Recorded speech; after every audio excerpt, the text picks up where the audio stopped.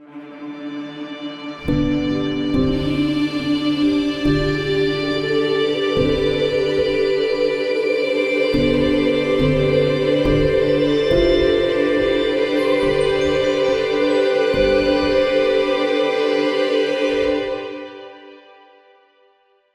my pleasure to introduce the speakers on this panel. First is Randall Goldberg. Dr. Randall Goldberg is director of the School of Music at Cal State Fullerton. His research focuses on music of Jewish immigrants in America, and he has presented on this topic at the national meetings of the American Musicological Society, American Jewish Historical Society, and featured presenter at the Library of Congress. His work appears in Musica Judaica, Journal of Jewish Identities, and Notes. In addition, he's also contributed to the Oxford Dictionary of Middle Ages and former president of the American Musicological Society, Allegheny chapter. He's speaking today on I'm Going Home, David Meyerowitz and the Jewish Immigrant Experience. Please welcome Dr. Randall Goldberg. Some years ago, I was given a collection of 78 RPM records by the Jewish Community Center in Youngstown, Ohio, and I spent a lot of time looking at records, a few thousand of them, that more than what was in that collection, but this paper is just one attempt for me to make sense of it.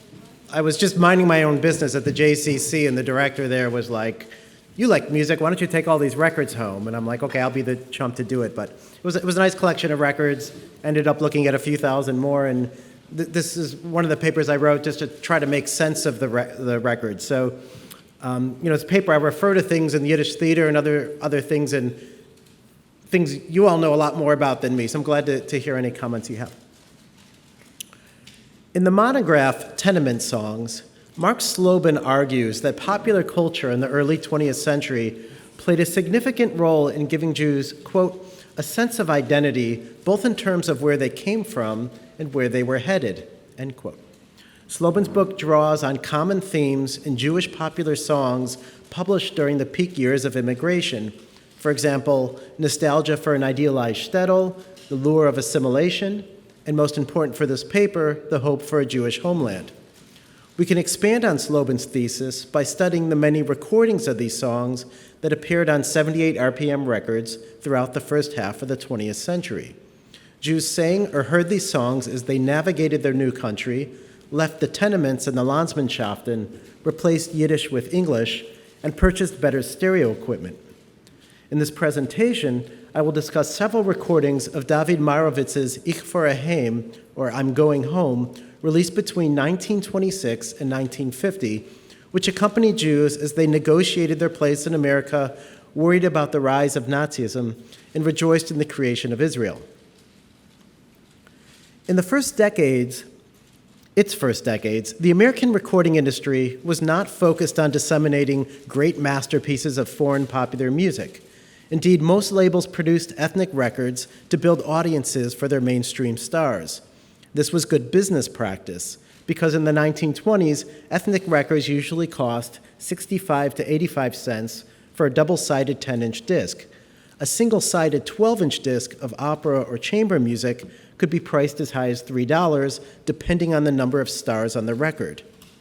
Sales managers extolled the benefits of focusing on immigrant customers, and Talking Machine World, the trade paper of the phonograph industry, eagerly reported their advice. For example, several articles in Talking Machine feature the ideas of L.L. Seabook, a Hungarian immigrant in charge of foreign records for Columbia.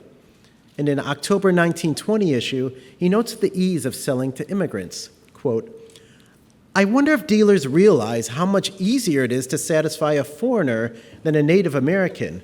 The Americans are intelligent buyers and as a rule have definitely in their minds what they want to purchase. The foreigner is not particular in his selection of foreign music. Simply he desires music which reminds him of his old folks and his old home. There is hardly any of the foreign records which will not do this," end quote. To dealers, foreign records were an entry-level product for naive immigrants, and once hooked, it would be easy to direct them towards more expensive and more profitable records. In addition to gaining long-term customers, the editors of Talking Machine also claimed that the record industry could help immigrants fare better in their new country. Denying the cultural melting pot theory made popular by Jewish playwright Israel Zangwill, the Chicago correspondents of Talking Machine cite the need for selling immigrants on American music, reasoning that, quote, "The melting pot does not melt, for there never was a melting pot. The foreign-speaking immigrant has not assimilated. He has remained in a little enclave of foreign-speaking neighbors, often exploited, often cheated, doing better than he could ever do at home, but never getting over the wall of strange speech and strange customs. We are just beginning to realize that there live hundreds and thousands among us who simply do not comprehend the meaning of America or the ideas of democracy," end quote. The record industry was proud of its liberal attitude towards immigrants. If they really wanted to turn immigrants into loyal Americans, however, they should have checked the lyrics of the thousands of Jewish recordings they released. Songs with Zionist themes, and those by David Marovitz in particular, reminded weary Jews that America may be only a brief stop in their journey home. Yiddish theater composer David Marovitz was known as the Wandering Poet, and advertisements for his performances emphasized his reputation as a bard of Jewish immigrant issues. A 1919 promotional article in the Schenectady Gazette calls him, quote, "the heart and soul of the Jewish people," and "the pleasure of the race," end quote. Newspaper clippings also document his many theatrical performances and appearances, mostly in the New York area, but also in Alabama, Kansas, Texas, and elsewhere. In advertisements for his shows, Marovitz is presented as an eminent actor and writer and a household name. The many publications and recordings of his songs that appeared over a number of decades suggest that he is a central figure in the core repertory of Jewish American immigrant composers. Marovitz was a serious songwriter. That is, he wrote Yiddish songs on serious topics. The more than 100 entries of his works in Irene Hesketh's catalog of Yiddish American popular songs demonstrate his taste for lyrics that extolled Jewish traditions, ethical behavior, loyalty to family, and Zionism. Marovitz was often associated with Zionism in press reports and also through musical allusion and embellishments. For example, articles in the Jewish Monitor and other newspapers claim that he composed the melody for Hatikva, which is, of course, not true, but we find numerous quotations of the Jewish anthem in recordings of his songs. And here's just a couple examples. The first is Pesachka Burstein's 1926 recording of Ich for a Heim, or I'm Going Home, and here's how this sounds.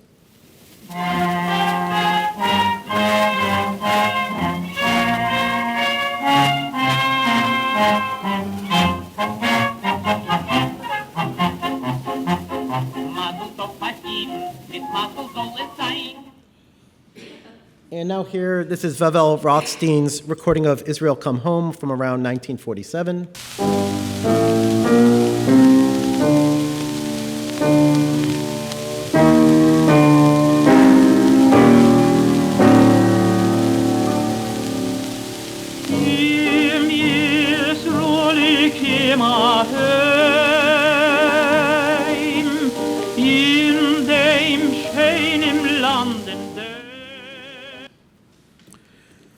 The association of these songs with Hatikva is significant because it demonstrates how Marovitz, through his popular songs, helped American Jews voice their longing for a homeland and later provided a way of expressing the joys of finding it. Marovitz first published Ich for a Heim in 1926, during a time of great uncertainty for Jews in the United States. After World War I, Americans became increasingly concerned about communism, and Jewish immigrants were blamed for its rise in Senate hearings, McClure's Magazine, and anti-Semitic publications such as Henry Ford's Dearborn Independent. In addition, the Ku Klux Klan participation was on the rise in the early 1920s, and an English translation of the fraudulent Protocols of the Elders of Zion was even read by President Woodrow Wilson. Furthermore, although America had been the number one destination for Jewish immigrants leaving Europe, the Johnson-Reed Act of 1924 restricted their entry, forcing many immigrants to settle in Palestine. The isolationist sentiment in U.S. politics at the time helped elect a political majority that was largely unsympathetic to Jewish immigrant interests. But in 1922, the Senate and House passed the Lodge Fish Resolution, which affirmed the Balfour Declaration and favored the establishment of a Jewish homeland in Palestine. The action did not include any commitment from the U.S. to help in the process, but it may have sparked Zionist interest among Jews in America. Drawing on Jewish immigrant anxieties and perhaps renewed hopes, Ich for a Haim celebrates the decision to return to Palestine. The poet exuberantly proclaims his intentions as he derides his life in the U.S., although some phrases, such as "the exiles ended," may reflect more prophecy than reality. And you'll find the complete text and translation of this song in the first and middle column of Example 1 in the handouts. I'm sorry to go old school with the handouts. I just thought that was the best way to give you this info. Musically, there are no stereotypical Tin Pan Alley-esque markers of Jewishness, such as melodic augmented seconds or cantorial gestures, but the minor key and occasional emphasis on the flatted sixth suggest a serious tone. It is possible that Marovitz, or perhaps the arranger Jack Kamen, included references to Hatikva in the chorus. You can see circled in the score on the last page of the handout several places with an ascending minor scale similar to the opening of Hatikva in the melody and accompaniment, but that may be coincidental. Table 1 in your handout gives information for all 78 RPM records of Ich for a Haim that I've found. The earliest recordings follow the song's success in the Yiddish theater. The published sheet music notes that Nellie Kasman had been singing it on stage, and it also lists recordings by 3 of the Yiddish stage's leading men, Joseph Feldman on Victor, Pesachka Burstein on Columbia, and Morris Goldstein on Pathé. This was standard practice for record labels at the time. If a song became popular, most labels would want to sell their own recording of it. By looking at the final column on the table, you can also see that on each of the 1926 recordings, Ich for a Haim is paired with comic songs from the Yiddish theater. And I want to continue with listening to a little bit of Morris Goldstein's recording. This is him singing the second verse. And this seems like somewhat of a comic style of singing to me. It's very patter-like. And as many parts, you'll see that he breaks away from the melody with his own melodic gestures.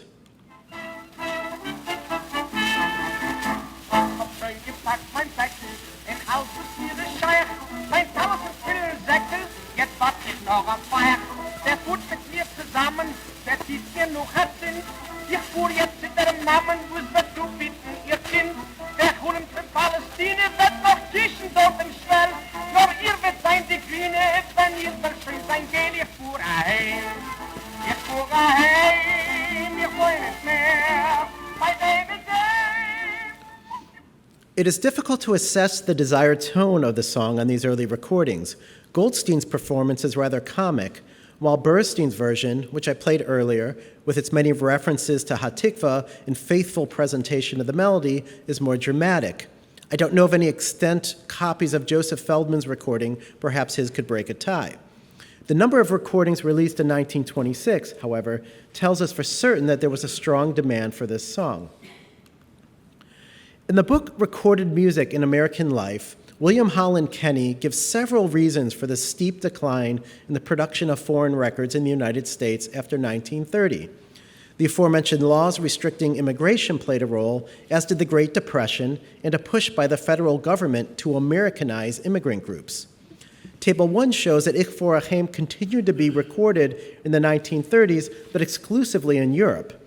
The specific context of these discs is unclear, but it is possible that European singers showed interest in the song in the 1930s as a response to the rise of Nazism. In other words, Ich for a Haim may have been viewed less as a product of the Yiddish theater and more as an urgent anthem for Zionist views. In America, Ich for a Haim may have also functioned as a wake-up call for Jews to consider the fragility of their situation in Europe and the U.S. For example, a 1935 article in the Daily Argus of Mount Vernon notes that Miss Edna Berman sang "I'm Going Home" at an event where parents were exhorted to inculcate Jewish values in their children. Furthermore, a 1938 article in the same paper describes a meeting of the local chapter of the National Hebrew Orphan Home where Mrs. Shoulder sang Ich for a Haim, among other Yiddish songs. These performances of Ich for a Haim, outside the context of the Yiddish theater, foreshadow its many recordings in the 1940s. The prophetic call of return expressed in Ich Vorheim became a reality with the formation of the Jewish state in 1948, and several recordings of the song in the late 1940s suggest that its theme still resonated with Jewish Americans. All of these later releases appear on smaller labels that filled the void created when Columbia and Victor turned their attention away from Yiddish music to more Jewish American and Israeli styles. Of particular importance is the version on Seymour Rechzeit's Banner label, whose releases include comic skits in Yiddish, Yiddish versions of popular American songs and operettas by Gilbert and Sullivan, and recordings of important speeches given by Israeli officials on the first Yom HaTzmaot. Even though Banner recordings were marketed to Jews who still understood Mamaloshin, they issued I'm Going Home, sung by Irving Grossman, with new lyrics by Jaime Jacobson in English. This is the last entry on your table, and I just want to also note the entry above it, on the Continental label. It's also conducted by Jaime Jacobson, and it's basically the same arrangement of the song in terms of the music. The instrumentation's a little more elaborate on the later recording, but it's similar.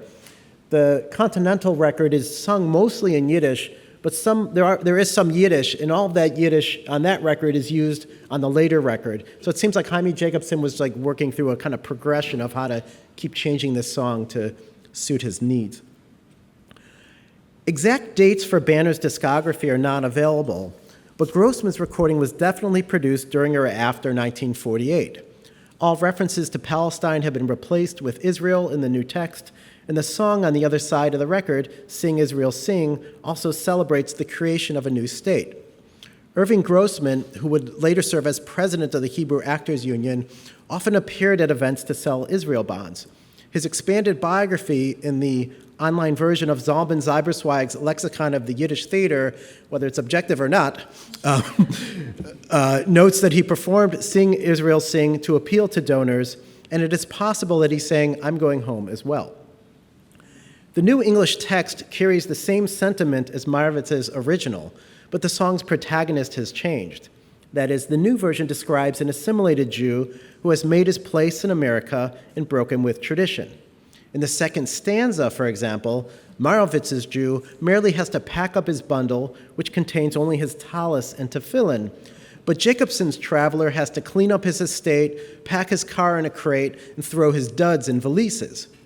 Both criticize the U.S. in their final stanzas, but where Meyerowitz mocks prohibition by telling Americans to drink more ice cream sodas while he drinks Carmel wine, our new Jew is more concerned about getting his kids into an Ivy League school. The reference to college restrictions is poignant, as it was in the 1920s when Meyerowitz wrote Ich Vorheim that most of the college quotas were enacted, bringing American anti-Semitism in line with what was happening in Europe at the same time. The positive influence of America and its democratic poetics is apparent in the first stanza, however, where Jacobson paraphrases American patriotic songs. The verse, "The white and blue is flying, forever may it wave," is certainly reminiscent of Columbia, the Gem of the Oceans, Three Cheers for the Red, White, and Blue, and perhaps Sousa's Stars and Stripes Forever. Furthermore, while the music of Ich Vorheim had not changed drastically since 1926, the jazzy scoring also betrays affection for American swing.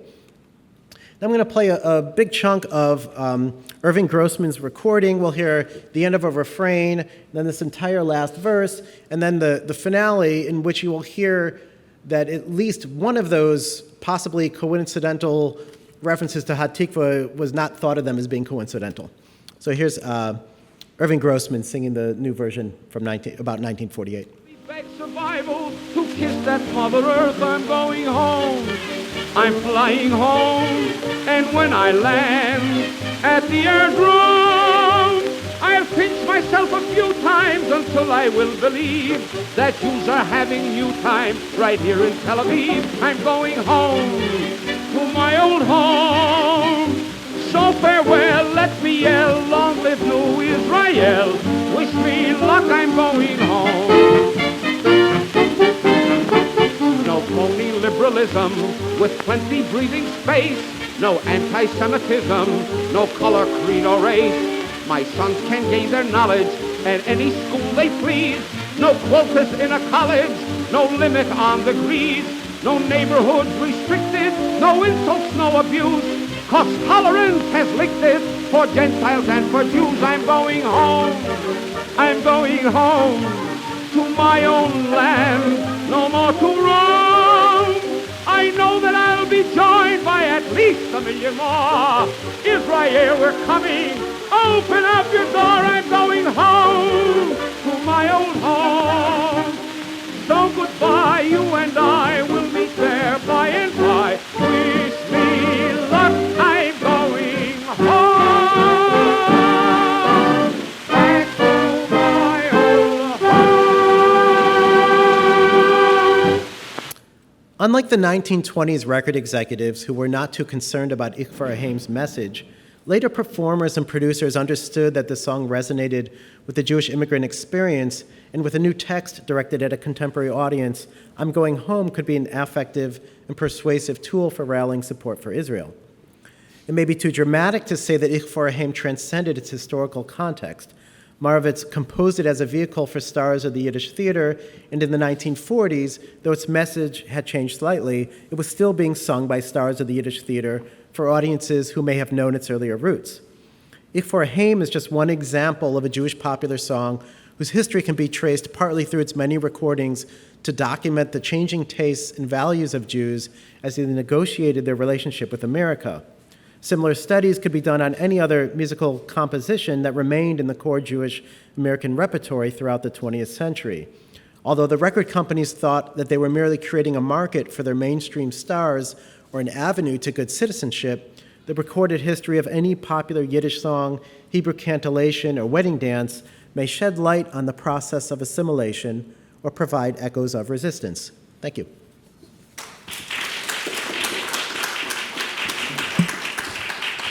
Not so much a question, but regarding banner records, I found what I found very helpful is looking in regional English language Jewish newspapers in this country, because Banner took out ads. Oh, yeah. And so you can see what they've been just by looking in.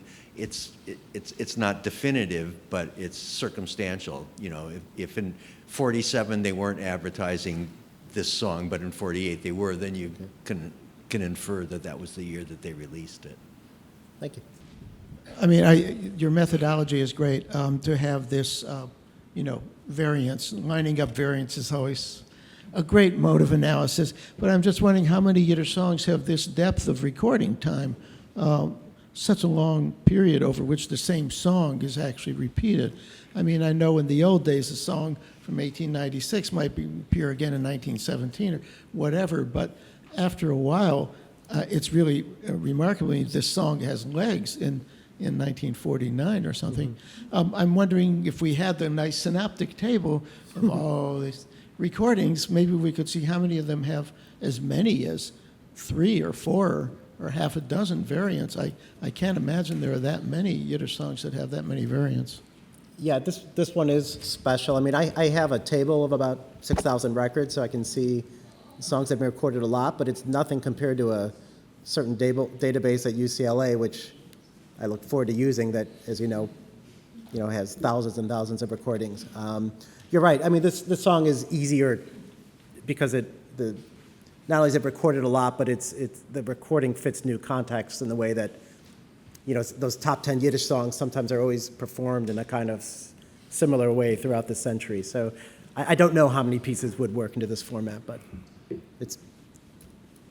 it'll be ongoing. Do you have any comments on the evolution of the sheet music for this piece? I think there's only 2 editions early on in its early days. I don't know that there's later. I don't know that I've ever seen any later publications of it, so I'm not sure how. Other than the original, I know this in 1926, and I think there's a later pressing, which is interesting because it reminds me. There's one recording of this of YouTube of somebody singing it who knows the song with a guitarist who clearly doesn't, who's just playing like random major chords to accompany. So like obviously. Yes, I'm wondering, because when you get the database, you could put together a lot of interesting, analyses of comparable songs. Yeah. But I'm thinking you could also do a similar thing with sheet music. Interesting to see. I mean, obviously it fades out as home performance is replaced by listening Yeah. to recordings, but to see if there might be influences from, mainstream, popular song, Tin Pan Alley stuff, if that, makes its way into the sheet music. I honestly don't know, but it'd be interesting to look at potentially. Sure. Good. I can say something because I know I teach a class where we go over the early history of the record industry, and one of the interesting things that I've learned over the years is that starting in about 1900, when sound recordings became mass reproducible, that is to say, you could just make a master and stamp them out in the factory, which wasn't possible before.